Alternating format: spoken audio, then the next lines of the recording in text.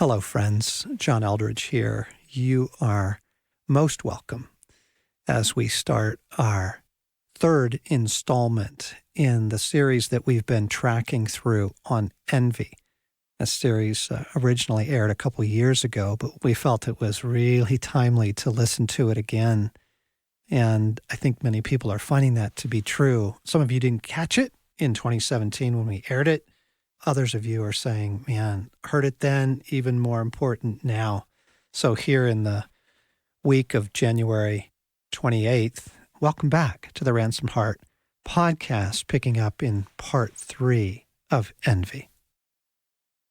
Went fishing with Morgan yesterday, and background of the story is, I don't know that I got him into it, but I certainly have been kind of his mentor in it over the years. And I've got the law of 10,000 hours going for me in fly fishing. I just put in a lot of time over the years. So when I wasn't catching anything, I look downriver and I'm feeling bad for Morgan. I'm like, oh man, if I'm not doing well, he's definitely not doing well. And, yes. And we kind of hit that midway point where you come back together and connect and sit down at the truck and have lunch and figure out what you're going to do for the rest of the day. And I'm like, hey, so how's it going? Ready to share my stories of woe that not only did I not catch a fish, I didn't see a fish. I didn't scare a fish. I didn't, nothing. It was just barren on a frankly, a weekday that should have been pretty phenomenal. And he's like, oh, great. Oh, it was awesome time. And he doesn't know yet what I'm going to share. So he's all buoyant and like, yeah, caught a number of fish. Some of them were really fun to catch. And then this one really big one at the end. And I am so embarrassed to admit this, but I had a really hard time rejoicing with those who rejoice. Yes. The instant thing that reared itself in my heart was, what about me? God, universe, world, river. Well, what about me? Welcome back to the Ransomed Heart podcast. John and Blaine Eldredge here, picking up in the third part of a series on envy. Really glad to have you with us. Really, really important series. Got some killer things for you today.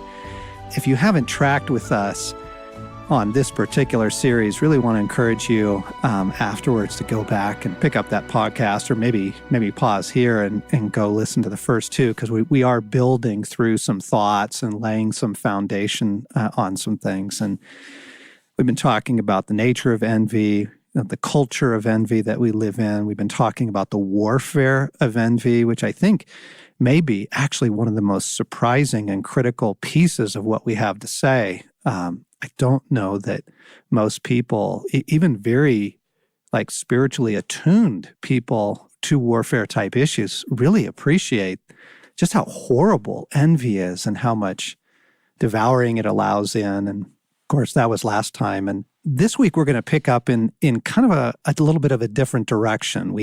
We're laying foundation stones for this conversation, and there's a really, really big one. It might even be the cornerstone for the conversation, and it's illustrated in that question, well, what about me? Yes. Talking about, of course, the self, which I think it's fascinating that we actually need a little definition of the self. Because literally for about the first 1900 years of Christianity, it was understood that the self's pride was one of the core issues of the person in the world. And so the idea that, the language of die to self would be much more rich. But in today's cultural climate, it is so accepted as not only normal, but appropriate to have a self and to privilege the self that we're kind of fighting against a lot in this conversation. But I was reading, getting ready for this, back in some C.S. Lewis, and in his essay, Two Ways with the Self, he just has this great introduction of what the self actually is. And I love that essay, by the way. Yeah, that's a good one. Actually, I have your book, so if you're missing it. Oh, that's where it went. Yeah, you underlined a lot. Lewis writes, now, the self can be regarded in two ways. On the one hand, it is God's creature, an occasion of love and rejoicing. Now, indeed, hateful in condition, but to be pitied and healed. On the other hand, it is that one self of all others which is called I and me, and which on that ground puts forward an irrational claim to preference. This claim is to be not only hated, but simply killed. Never, as George MacDonald says, to be allowed a moment's respite from eternal death. Okay, so strong cup of coffee there. It's so true. On the one hand, something to be pitied and healed and brought to Christ. Somewhere else, I think it is in MacDonald, he says, God has given us a self so that we might have something to give back to him. But when we let the self kind of reign as the preeminent, cherished, beloved monarch of our lives, I wonder if you couldn't trace that back to all the 7 deadly sins. Gluttony, pride, avarice, wrath, it probably is actually all rooted in allowing the self to carry on as if it were the tyrant of the world in us. Yes. Even going back to original sin, you have the issue at stake there where both Adam and Eve accept the proposition, why should I not be like God? It's kind of the ultimate privileging of the self in the world of if there is greatness available, I want it. If I have to choose between myself and others, I will always choose myself as the Lord of my life. Mm-hmm. Now, gang, this all begins very, very subtly. We've talked about how absolutely damaging envy can be, but it doesn't begin with leveling civilization out of a just wrath that, why should others have what I don't have? It begins with, well, what about me? And one of the places I'd notice operate most, this cherished self, this is in conversation with people. We had family visiting this last weekend, and when family visits, it's story time, right? How have you been? What have you been doing? What are the kids up to? Here's what we've been up to. Oh, did you hear about Uncle so-and-so? Oh, it's story time, right? And I was just so embarrassed. I was fascinated. We were sitting around the dinner table and I was watching myself waiting to be asked. I mean, don't you do this? Like, you get in conversations, you kind of wait for your turn. You ask someone, hey, how you doing? What's going on? Honestly, what you're really hoping for is the turn in the conversation where they ask you. Yes. It's really interesting because you say it starts slowly. As Lewis just indicates, there's a moment at the beginning where you can actually turn that desire to the Father, because there is that pity, that love, that rejoicing of the heart going, what about me? Sure. There's a real desire to be an object of love, but it moves so quickly into, in my heart, it arrives almost immediately about, what about me? Okay, so we quoted Dorothy Sayers, who's got this wonderful lecture she gave back in the 40s on the 7 deadly sins. And regarding envy, she says, it begins by asking plausibly, why should I not enjoy what others enjoy? Okay, so there's that very first initial subtle, well, what about me, right? Which, depending on where you take that, can take you to heaven or to hell. I mean, that can take you to God. That can take you to good things. But hang on. It ends, she goes on to say, by demanding, why should others enjoy what I may not? And then, so fascinating that she names this. She says, the words constantly in its mouth are my rights and my wrongs. And so, gang, what we're trying to kind of clarify and unpack and lay out here in this part of the series is the offended self is the fertile soil of envy. I was actually going to start the podcast with sort of begging the question. I wanted to say, okay, Blaine, what do these things have in common? The last presidential election, the crazy amount of social media hatred, the justice movement, and envy. Yes. Wait for it. The self.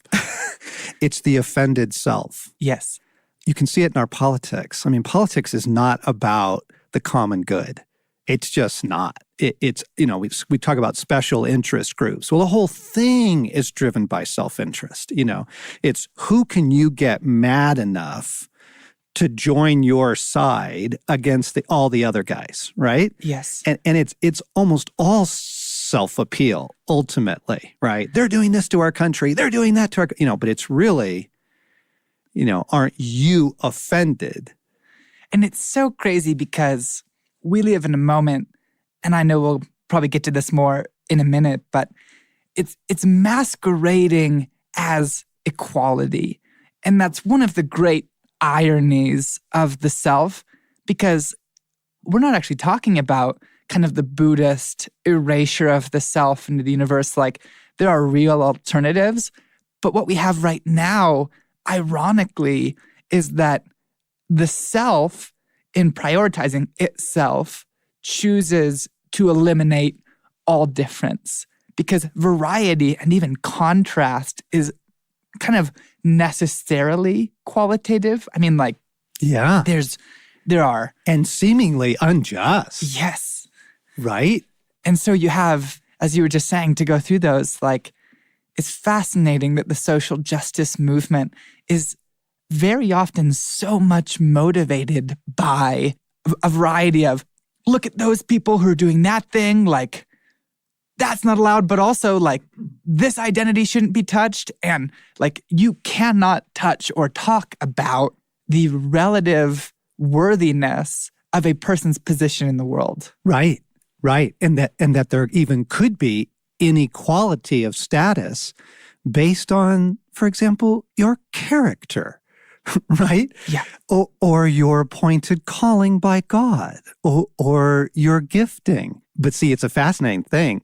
I was trying to connect those four things, the online hatred, the last presidential election, social justice, and envy, and going, how could those possibly be connected? Particularly social justice, because it feels so good and right. I mean, my goodness, my cereal, the box of my cereal is all about give back. Here's what we're doing to give back to the world, But if you buy this cereal, we're donating so much to education. And then I open my blueberries. This is blueberries. Yes. But even on the little box of blueberries, it's talking about giving back and doing right for the world. Like, so this is really, really big. But there is a dark underbelly to it. Mm-hmm. And part of it has to do with, we are so furious that justice is not being given to us, that when we see it taking place elsewhere in the world, like, we're ready to, rage and bring down that government and, Coney 2012 and, the Arab Spring and whatever it is, right? It's like, we're ready to bring down all despots. But frankly, don't you see that that's kind of fueled by this?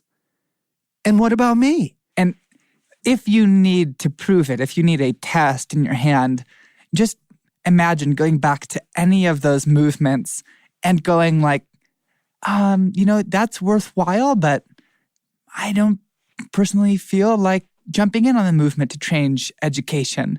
And the kind of irate rage at the fact that you would not be compelled into every single, in quotes, justice movement totally reveals that we're not actually being motivated by love or by restoration.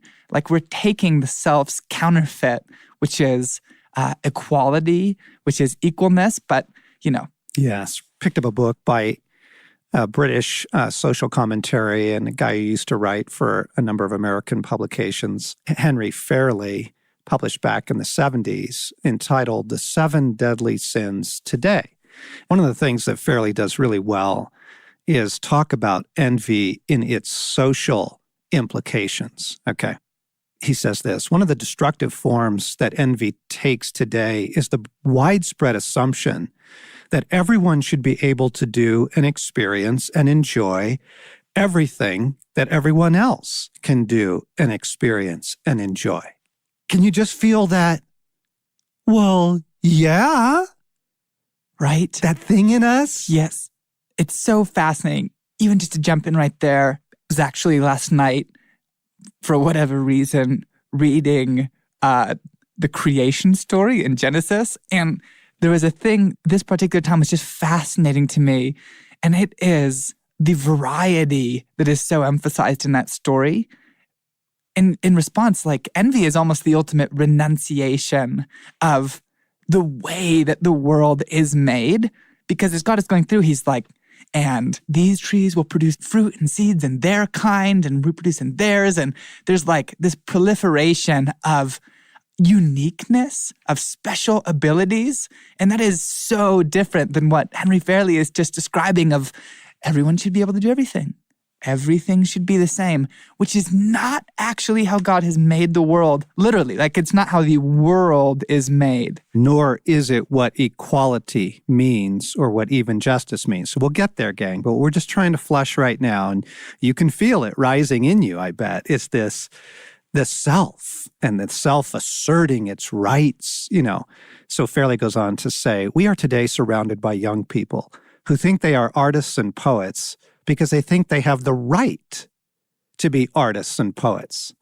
They dabble and daub with no talent. It would be hard to count the number of them who, in the absence of a talent to write or paint, foist themselves on us as filmmakers who have taken up photography as an art form that will nevertheless bring a commercial reward as well. They are artists, have a right to be artists, and must be acknowledged as artists. The United States and other Western societies are not pitting equals against equals, but unequals against unequals as if they are equals. This is a distortion of the idea of equality, and it is a distortion, as much as anything else, that has enabled the enemies of a genuine equality to move to the offensive. To pit unequals against unequals as if they are equals is to make a breeding ground for envy. And this is back to that idea of, well, why don't I have the right to put my stuff out there and have it as celebrated as anyone else's? Who are you to say what's art? Who are you to say what's good? You see, it's that. Yes. It's the triumph of the little dictator, the self, right? So let me finish the paragraph here. He says, the idea that we are equal has been perverted into the idea that we are identical. And then we find that we cannot all do and experience and enjoy the things that others do and experience and enjoy. So we take our revenge and deny that they were worth doing and experiencing and enjoying in the first place. You begin to see envy work its way in. But what you see in is the triumph of the offended self.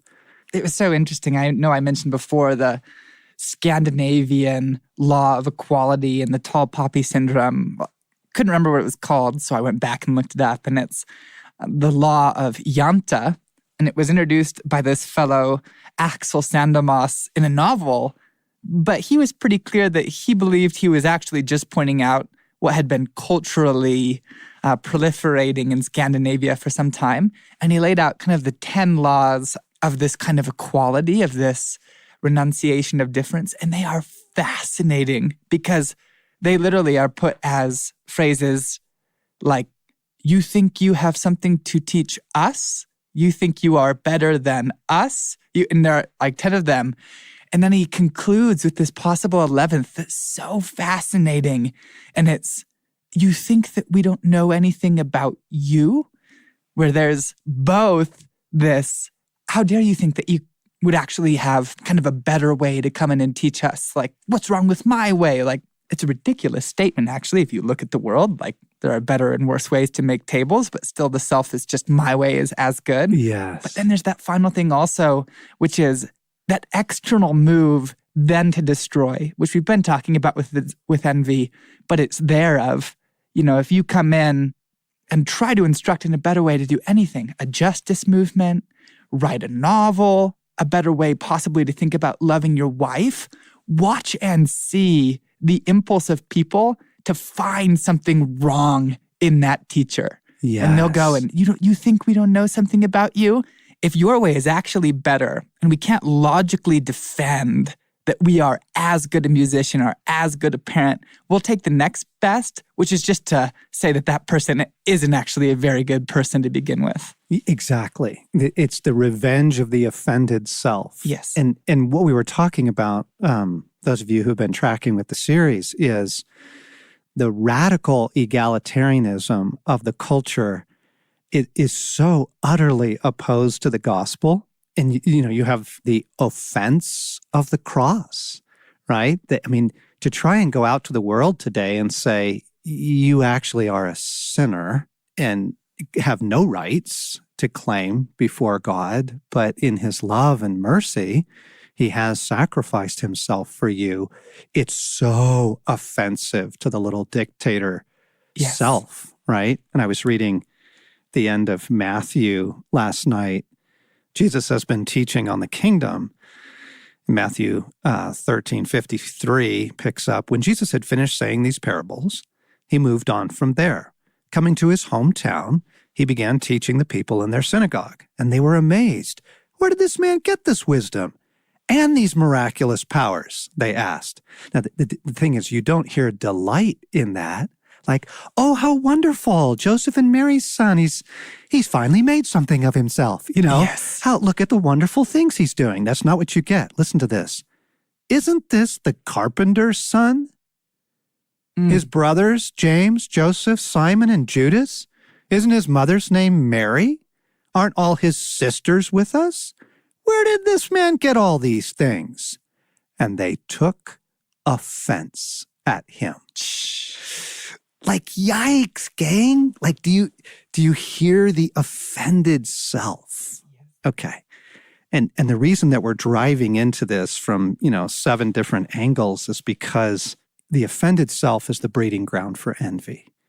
I think the triumph of the offended self is how you could describe everything taking place in culture right now. Fascinating. Like the presidential elections, the justice movement, all of it. What we have now and what we celebrate and lift up. We're not talking about something that people are embarrassed by, right? My rights, my wrongs. How dare you? What about me? Like, we have actually exalted the offended self to the place of supremacy. And if you want to test that, go ahead and just go Google self quotes, just those 2 words, and see what comes up.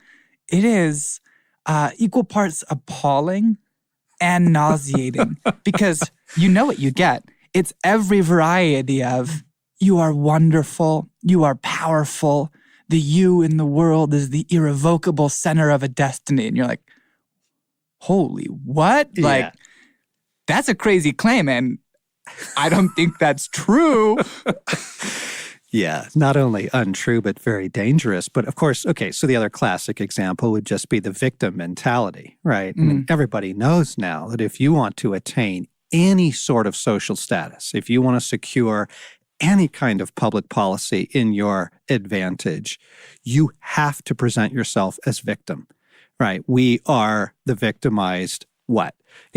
The undereducated, we've been left out, we didn't get our portion of the pie. It's just astounding how many variations of the victim group we've been able to come up with in the world, because everyone's figured out that the victim has the moral high ground. And again, gang, we're not saying that we don't believe in justice. We're not saying that we don't believe in fair treatment and even equal opportunity. We do believe in those things. Yes. We just don't believe that God has equally distributed talent, for example. He hasn't equally distributed calling. Or made one kind of human being in endless repetition. Like, he's actually made artists and leaders and The gifts of the people participating in a community are laid out over and over again in the New Testament as varieties of gifting. Yeah. And then you have the parable that Blaine brought up in our first podcast, a couple chapters later in Matthew 20, the parable of the workers in the vineyard. And I want to read this again for us because the gospel is so countercultural. It's so alarming in its ability to flush and surface the offended self and its ability to address it. For the kingdom of heaven, Jesus said, is like a landowner who went out early in the morning to hire men to work in his vineyard. He agreed to pay them a denarius for the day and sent them to work. About the third hour, he went out and saw others standing in the marketplace doing nothing. He told them, "You also go and work in my vineyard, and I'll pay you whatever is right." So they went. He went out again about the 6th hour and the 9th hour and did the same thing. About the 11th hour, he went out and still found guys standing around. He asked them, "Why have you been standing here all day doing nothing?" And they said, "Because no one's hired us." And he said, "Well, go work in my vineyard." Okay, then the plot thickens, right? The tension grows. This is where the soundtrack would shift. When evening came, the owner of the vineyard said to his foreman, "Call the workers together and pay them their wages, beginning with the last ones hired and going on to the first." The workers who were hired about the 11th hour came and each received a denarius. So when those came who were hired first, they expected to receive more, but each one of them also received a denarius. When they received it, they began to grumble against the landowner. See, the offended self is beginning to show up.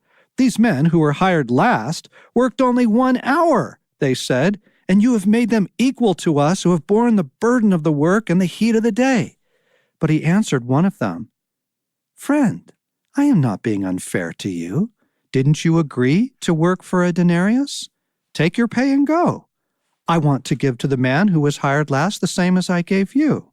Don't I have the right to do what I want with my own money? Or are you envious because I'm generous?" Ouch. Oh, man. There's something in me that has a really hard time with this parable. Yes. Right? Now, just quickly apply it to salvation. Those who had the privilege and the luxury and the beauty and all the rich gifts of growing up in a Christian home, and they've known Christ ever since their childhood and served him and loved him. And then you get the woman who's, rescued from a horrible life of trafficking, and someone shares the gospel with her and she gets to step into the kingdom as well. Don't you want both of them in heaven? My mind goes right to some of the final scenes of C.S. Lewis's novel, Till We Have Faces. The protagonist has, for the duration of the novel, been making her case against God by telling the story of her life and her perceived unfair treatment.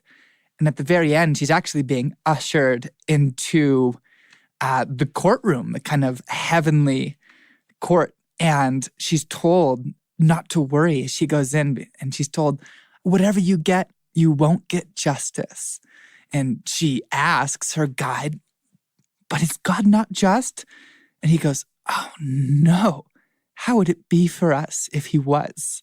We want justice and are offended at generosity.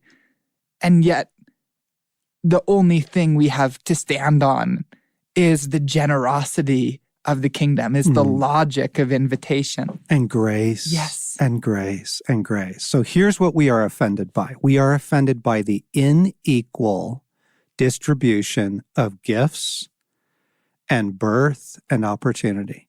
I'm sad to say I've just been watching people react to good news. It just in your small group, in your church, out in the foyer, wherever, just different, at work, the water cooler, just different places, family gatherings. Just watch people react to someone else's good news. A friend of ours, a younger woman, recently got pregnant. And of course, she and her husband are so excited. And out of the corner of my eye, I was watching some of the other women at this particular social gathering, and they did not rejoice. Now they faked it, right, when it was their turn, to say something positive, but I saw their countenances fall at first. Why not me? Right? And the same thing with employment. Somebody lands a killer job, or they come back to the small group and say, I've finally found my calling. God opened this incredible opportunity and I actually get to work in my gifting. And just watch people react to that. Yeah, it's painful. I'm just thinking of a friend came through town recently, an old college buddy. He's a talented poet, which is kind of nice for me because I don't write poetry, so I feel like we're not in competition. But he also just has enormous success getting published. Like, people pick up his work kind of all the time, and just kind of talking about, some of the journals recently that he was excited, like, oh, this happened. And I totally see just the twist in me of like, why isn't my work being published? And I feel like I want to hold up that line to so many places in my life and actually just let God ask me, like, I see my friends buy a new beautiful house. Yeah. And I go like, man, I kind of feel like I work just as hard as that guy. And just let Jesus ask, are you offended because I'm generous? And a friend who I kind of like think is irritating and yet his work does well, and just let God ask my heart, like, are you offended because I'm generous? Even your fishing story, a couple summers ago, Luke and I were out, and I kind of feel like I'm a better fisherman than Luke because I'm at least like more committed than he is. And like, there was not a fish in this creek he didn't catch. It was a crazy day anyway. Like our numbers were so high, it was silly. But I caught like 25 fish over the course of this day. And then Luke comes back and is like, I caught 40. And like, oh, it's so ridiculous. But to let my heart respond to God's question of, are you offended that I'm generous here? Yeah, exactly. So, gang, what we're identifying is the fertile soil of envy, is the offended self. And then our culture just exalts it. Like, the offended self literally is the ruling personality on social media. And, we cited some research data last time that people who spend more time on social media actually have higher levels of envy and higher levels of depression. And you just want to go, well, why can't you just rejoice? When you see someone post a picture of their, family vacation, or, here's their photo of the new car they just got, or the son or daughter graduating from college, why can't you just rejoice with that? It's the offended self. Yes. And one of the really tragic things, and I do want to be kind here because I'm very aware of it in my own life, suffering is a very dangerous ground for envy. Painful things people are going through, a couple going through infertility, or someone in chronic physical pain and that sort of thing. And I get it. What about me? If we can bring that to God, if we can bring the self to God, if we can bring all those aches and longings to God, and yes, people's success does provoke longing in us, but rather than shifting to envy, to bring that to God and let him love and speak and minister to us. Yeah, it just makes me think of, everyone loves the parable or else hates the parable of the prodigal son, but it's the returning son whose story is emphasized when, frankly, everybody is the older brother. Like, everyone is the one who watches the feast unfold and then who says to the father, like, I've been working hard. I've been here for you. Like, where's my banquet? But you see what develops between the father and his son is this very intimate, like, well, do you notice that you haven't asked? Do you notice that you're trying to get the reward of closeness with me without closeness with me? Like, all that's there. Oh, he says to him the most tender thing. He says, son, everything I have has always been yours. Like, you're not unequally loved.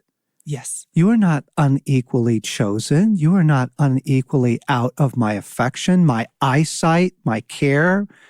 The other thing I want to just emphasize in this conversation about the self is, like, we're actually not talking about as a solution, like a renunciation of the self. Exactly. Like, we're not talking about the dissolution of all selves into some kind of, celestial soup. But in another essay, this is just C.S. Lewis's day here at the podcast, it's not even an essay. It is a paragraph that he seems to have written in kind of an aside moment. It's called 3 Kinds of Men. And he goes, you know what? Everyone in the world can basically be boiled down into one of 3 categories.